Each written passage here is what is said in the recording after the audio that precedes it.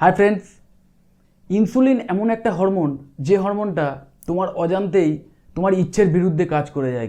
Insulin এমন একটা hormone যে হরমোন যখনই হাই থাকবে সে কিন্তু চর্বিকে কখনোই ঝরতে তো দেবেই না, উল্টে সে সবসময়তেই শরীরকে বলবে যে তুমি আরও চর্বি জমাও, মানে সোজা কথায় তুমি আরও ফ্যাট স্টোর করো।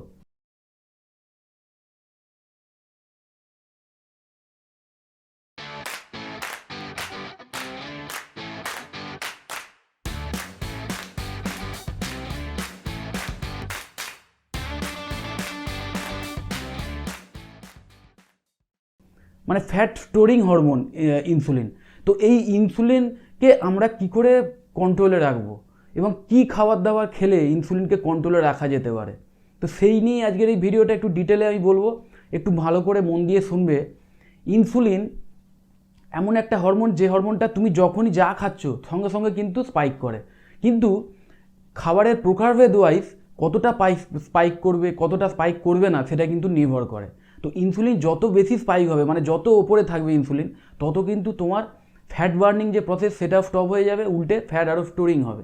সুতরাং প্রথমেই মাথায় রাখবে যে সিম্পল কার্বোহাইড্রেট টাইপের যে কোনো খাবার, মানে চিনি, ময়দা বা একদম র সুগার টাইপের, মানে সোজা কথা যেখানে প্রচুর মিষ্টি আছে যেসব খাবারে, সেই সব, এবং প্রসেস যে ফুডগুলো, বিশেষ করে এমএসজি যে ফুডগুলো এবং হাই জাঙ্ক ফুড যেগুলো একদম চূড়ান্ত বাজে যে জাঙ্ক ফুড, সেইগুলো কিন্তু ইনসুলিনকে ভয়ঙ্করভাবে স্পাইক করিয়ে দেয়।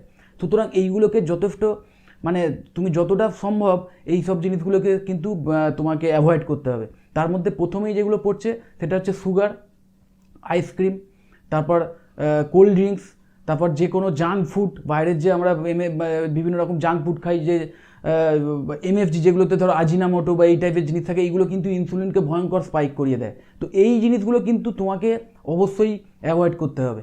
সেকেন্ড, মনে রাখবে high protein diet. High protein কিন্তু ইনসুলিন স্পাইক করে দেয়, বিশেষ করে যেগুলো সিম্পল প্রোটিন, বিশেষ করে ধরো হোয়ে প্রোটিন, তোমরা জানো সিম্পল, একদম সিম্পলেস্ট ফর্ম অফ প্রোটিন হোয়ে প্রোটিন কিন্তু ইনসুলিন স্পাইক করিয়ে দেয়। এগুলো সব রিসার্চে বেরিয়ে এসছে। এবং এই ইনসুলিন স্পাইক হয়ে গেলে কিন্তু তোমার ফ্যাট বার্নিং প্রসেস কিন্তু বন্ধ হয়ে যাবে। তোমার হয়তো হোয়ে প্রোটিন তুমি মাসেল বিল্ডের জন্য করছো, কিন্তু তোমার যদি মেন গোল থাকে যে আমি ফ্যাট কী করে বার্ন করব, তাহলে কখনোই হোয়ে প্রোটিন তোমার জন্য বেস্ট হবে না। আর একটা জিনিস মাথায় রাখবে যে যখনই এই হোয়ে প্রোটিন খাচ্ছ, হোয়ে প্রোটিন বা যে কোনো প্রোটিন বেসড ডায়েট, সেই প্রোটিনের সঙ্গে কিন্তু কিছুটা ভেজিটেবল মিক্সড করে খাবে। তাহলে হবে কি, তোমার ইনসুলিন লেভেলটা একটু কম থাকবে। কারণ মনে রাখবে প্রতিটা খাবারের জিআই ইন্ডেক্স থাকে, মানে গ্লাইসেমিক ইন্ডেক্স, সেই ব্যাপারটা থাকে। তো সেই জিনিসটা যার যত বেশি, সেই খাবারটা খেলে ইনসুলিন ততটা স্পাইক করবে। র সুগার বা নর্মাল যে সুগার আমরা খাই সেইগুলো, বা নর্মাল রাইস, এইগুলোর প্রত্যেকটার গ্লাইসেমিক ইন্ডেক্স কিন্তু বেশি থাকে। কিন্তু মজার ব্যাপার, তুমি যখনই ভাতের সঙ্গে অন্য কোনো শাকসবজি মিশিয়ে খাচ্ছ, বা ভাতের সঙ্গে ধরো ডাল, বা ধরো তুমি একটু চিকেন বা ফিশ মিশিয়ে খাচ্ছ, তোমার গ্লাইসেমিক ইন্ডেক্সটা কিন্তু কমে আসে। মানে এটা ডিপেন্ড করে, মানে তুমি যে খাবারটা ডাইরেক্ট খেলে হয়তো তোমার বিশাল ইনসুলিন স্পাইক করতো, সেটাই যখন অন্য কোনো খাবারের সঙ্গে তুমি মিক্সড করে খাচ্ছ, তখন কিন্তু সেই ইনসুলিন তোমার অতটা স্পাইক করবে না। তো সেইটা তোমায় খেয়াল রাখতে হবে। মানে কখনোই তুমি আর একটা জিনিস খেয়াল রাখবে, কখনোই সুগারের সঙ্গে ফ্যাটি ফুড বেশি খাবে না। মানে সুগারের সঙ্গে ফ্যাটি ফুড খেলেও কিন্তু মনে রাখবে, মানে সুগার তো গিয়ে ইনসুলিন স্পাইক করালো, আবার ফ্যাটটা কিন্তু সঙ্গে সঙ্গে, এবং ইনসুলিন স্পাইক করলে তোমার ফ্যাট সেল খুলে গেল, এবং তখনই কিন্তু সঙ্গে সঙ্গে তোমার সেই যে সুগার, যে ফ্যাট সেল, সেখানে কিন্তু তোমার সুগারটা ঢুকে যায়। তো তার ফলে তোমার ফ্যাটের, মানে তোমার সেলের মধ্যে সুগার ঢুকে যাচ্ছে, বুঝতেই পারছো, এটা নিশ্চয়ই তুমি চাও না।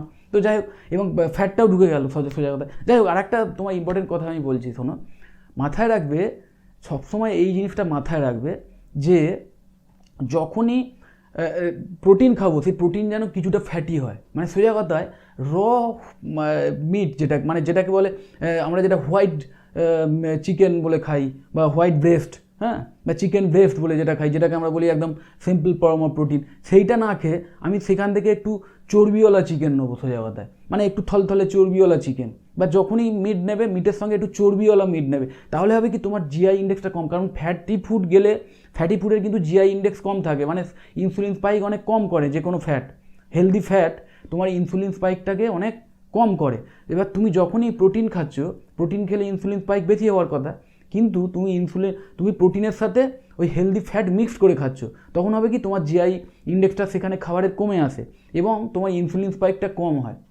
আর ইনসুলিন স্পাইক কম হওয়া মানেই মাথায় রাখবে যে তোমার যদি নেগেটিভ যে ক্যালোরিতে তুমি রয়েছো, মানে ধরো তুমি যা খেয়েছো তার চেয়ে বেশি তুমি মানে ক্যালোরি ডেফিসিটে আছো, মানে যেটা হচ্ছে মেন কি, যে মনে রাখবে সবসময় যে একটা জিনিস মাথায় রাখতে হবে। দেখো তোমার যদি দৈনন্দিন 2100 ক্যালোরি দরকার হয়, তো তোমাকে 1500 ক্যালোরি কি 1600 ক্যালোরি প্রতিদিন খেতে হবে। কিন্তু এবার তাহলে হবে কি, তাহলে হবে তোমার 500 ক্যালোরি যেটা তোমার ডেফিসিট হচ্ছে সেইটা শরীর নিজের যে ট্যাপড যে ফ্যাট সেল সেখান থেকে নেবে।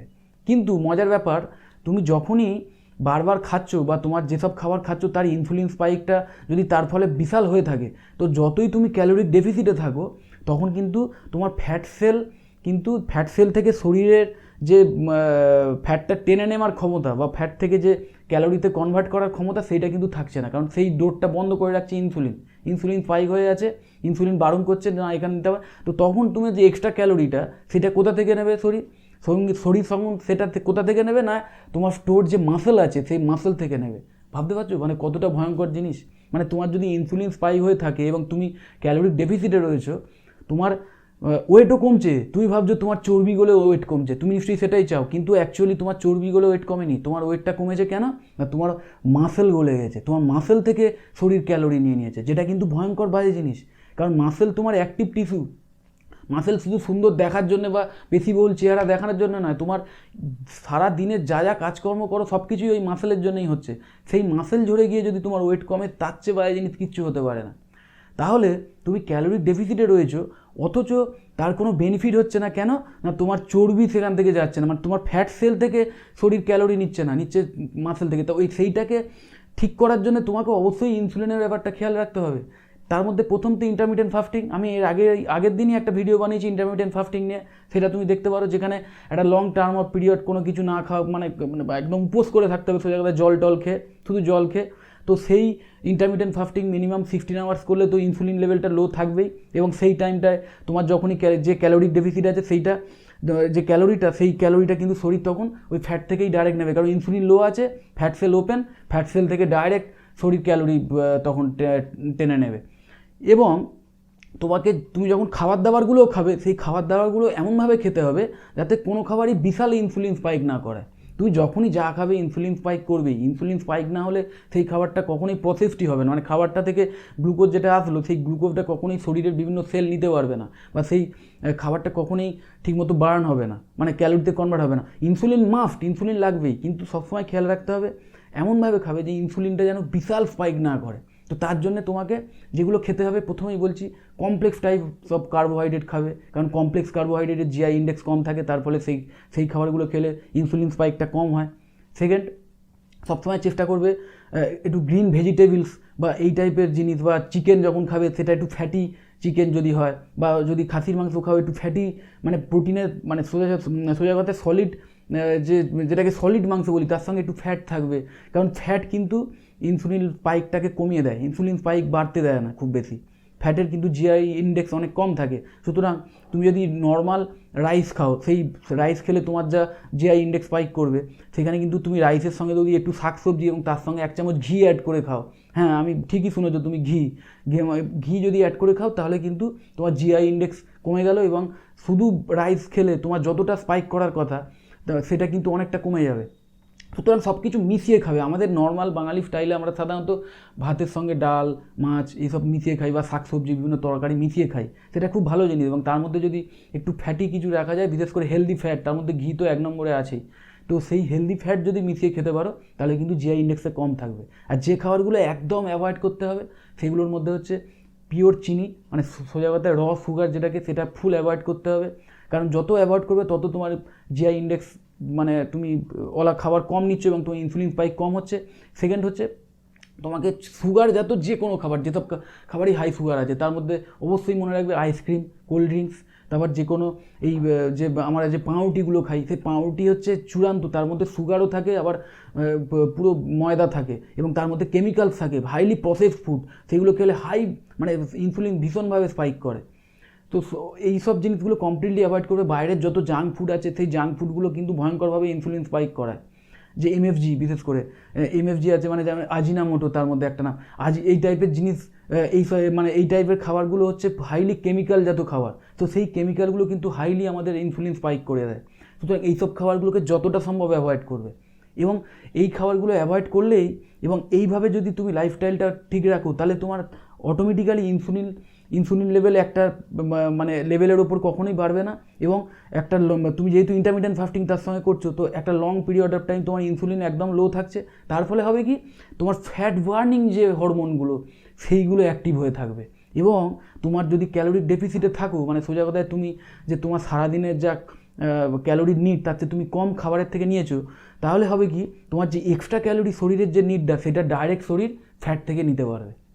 এই হচ্ছে সোজা হিসেব। সুতরাং এইটা অবশ্যই মাথায় রাখবে, কারণ আমি জানি এরকম অনেকেই আছো যারা রীতিমতো কষ্ট করে কম খাবার খাচ্ছ সারাদিনে। তোমার ক্যালোরি যে 2100 ক্যালোরি যদি লাগে, তুমি 1400, 1500, 1600 ক্যালোরি হয়তো সারাদিনে নিচ্ছ। এবং তার ফলে হয়তো প্রথম 1 সপ্তাহ 2 সপ্তাহে কিছুটা রেজাল্ট এসেছিল, কিন্তু তারপরে একটা জায়গায় এসে আর রেজাল্ট আসছে না, বা হয়তো রেজাল্ট আসছে কিন্তু তুমি দুর্বল হয়ে পড়ছো। ভেবে দেখো, তোমার শরীরের মধ্যে যে এক্সট্রা ফ্যাট আছে, সেই এক্সট্রা ফ্যাট থেকে যদি ক্যালোরি নিয়ে তোমার শরীর রোগা হয়, তাহলে তোমার দুর্বল হওয়ার কথা নয়, কারণ তোমার শরীর তো সেইখান থেকে এনার্জি পাচ্ছে, প্লাস তোমার মাসেলও ঠিকঠাক রয়েছে, তাহলে তোমার শরীর দুর্বল কেন থাকবে? তবুও তোমার দুর্বল লাগছে কেন না, তোমার শরীর ফ্যাট তো কিছু নিচ্ছেই না, কারণ তোমার ইনসুলিন স্পাইক হয়ে আছে বলে তোমার ফ্যাট থেকে কিছু ক্যালোরি নিতেই পারছে না, উল্টে তোমার মাসেল থেকে শরীর ক্যালোরি নিয়ে নিচ্ছে। এবং তার ফলে হচ্ছে কি, তুমি আস্তে আস্তে উইক হয়ে পড়ছো, তোমার গায়ের জোর কমে যাচ্ছে।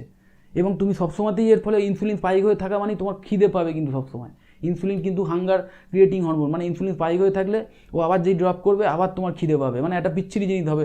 বারবার এরম ইনসুলিন স্পাইক যদি করে, ওঠে আর নামে এরম যদি হয়, এবং নর্মাল যে ডায়েট প্ল্যান সেখানে ওই 3 ঘন্টা 4 ঘন্টা অন্তর অন্তর খাওয়া দাওয়া, এবং সারাদিনে হয়তো 6টা 7টা মিল থাকে, কি 5টা 6টা মিল থাকে, তার ফলে হয় কি, তুমি বারে বারে খাচ্ছ, যতবার খাচ্ছ ততবার ইনসুলিন স্পাইক করছে।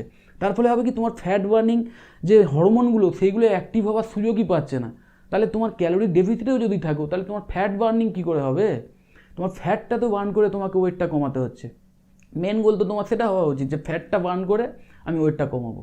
সেটা না হয় তোমার মাসেল বার্ন হয়ে তোমার ওয়েট কমছে, কিন্তু তুই ভাবছো যে বিশাল কাজ হচ্ছে বোধহয়, আমার ওয়েট কমে গেল, খুব বেশ ভালো লাগছে, আমি কদিন আগে দেখলাম 80 কিলো, এখন দেখলাম 70 কিলো, 10 কিলো ওয়েট কমিয়ে ফেলেছি। আরে 10 কিলো হয়তো তোমার ফ্যাট থেকে কিছুই যায়নি, তোমার হয়তো পুরোটাই মাসেল থেকে গেছে, তুমি জানোই না। এবং তোমার রীতিমতো উইক লাগছে, যে তুমি আগে হয়তো যে ওজন তুলতে পারতে বা যেরকম পরিশ্রম করতে পারতে সেরকম কিছু করতে তো পারছোই না, উল্টে আরও উইক হয়ে গেছো, আরও দুর্বল হয়ে গেছো।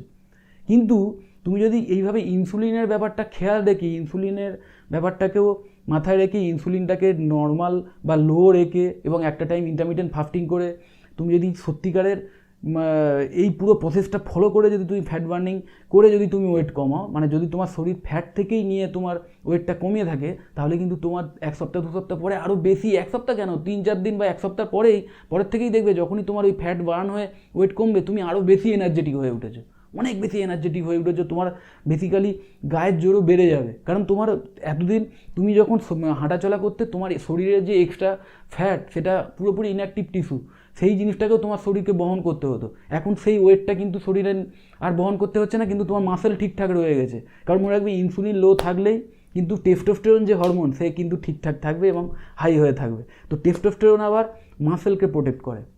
সুতরাং একটা মজার ব্যাপার, তুমি যখনই ইন্টারমিডিয়েন্ট ফাস্টিং করছো, ওই সময় মনে রাখবে ইনসুলিন যেহেতু লো হয়ে আছে সেহেতু টেস্টোস্টেরন হাই হয়ে থাকবে, এবং তার ফলে হবে কি, তুমি যখনই ক্যালোরি ডেফিসিটে থাকবে শরীর কিন্তু কখনোই মাসেল থেকে আর ক্যালোরি নিতে পারবে না, কারণ টেস্টোস্টেরন হাই হয়ে থাকলে সে আবার মাসেলটাকে প্রোটেকশন দেবে, সুতরাং মাসেল থেকে কখনোই সে ক্যালোরি টানতে পারবে না।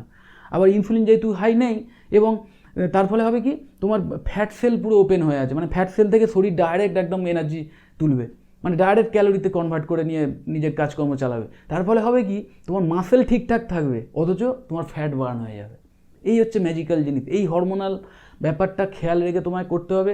দেখো, আজকালকার বডি বিল্ডিংয়ে বা বিভিন্ন স্পোর্টসে এইসব হরমোন শরীরে পুশ করে নিয়ে লোকে করে, এবং তার ফলে তুমি জানো বাইরে থেকে এই হরমোনগুলো পুশ করার ফলে কতটা ক্ষতি হয়। ইনসুলিন, টেস্টোস্টেরন, এইসব হরমোন, তুমি এইসব হরমোনগুলো মানে স্পোর্টস বা বডি বিল্ডিং লাইনে খুব কমন নাম, এগুলো আলাদা স্টেরয়েড, এগুলো স্টেরয়েড হিসেবে বাইরে থেকে পুশ করা হয় মানে এইসব জিনিস।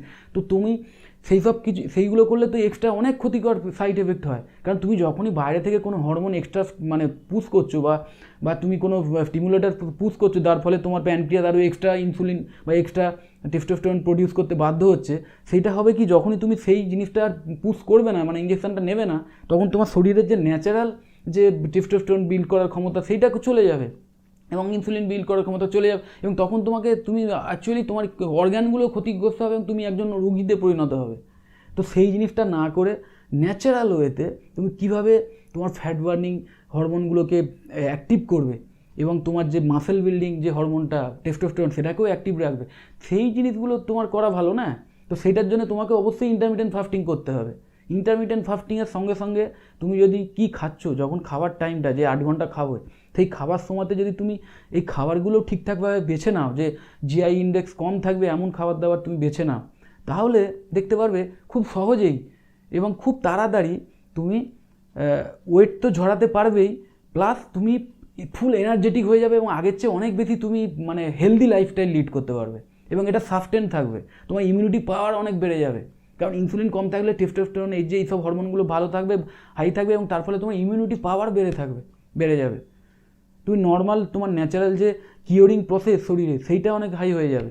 সুতরাং এই ব্যাপারগুলো একটু মাথায় রেখে তুমি লাইফস্টাইলটাকে লিড করো। আমি বলছি শোনো, তোমরা সবাই এটা থেকে বেনিফিট পাবে। যাই হোক, এই ভিডিওটা আমি আর বেশি বড় করতে চাইছি না। যদি এইটা নিয়ে আরও তোমাদের কিছু জানার থাকে অবশ্যই আমার সঙ্গে কন্ট্যাক্ট করো। আর যদি তোমার মনে হয় যে না, এই ভিডিওটা সম্বন্ধে তোমাদেরও কিছু বক্তব্য আছে, বা তুমি হয়তো এর চেয়ে বেশি কিছু জানো, বা আমার যদি কোনো কথা তোমার মনে হয় যে আমি ভুল বলেছি, অবশ্যই কমেন্টস করে জানাবে। যদি ভিডিওটা ভালো লাগে লাইক দেবে, আর আমার চ্যানেলটা সাবস্ক্রাইব করো। আর তোমার যদি মনে হয় যে এই ভিডিওটা থেকে অন্য কারোর উপকার হতে পারে, অবশ্যই তাদের শেয়ার করে দেবে। টাটা আজকের মতো।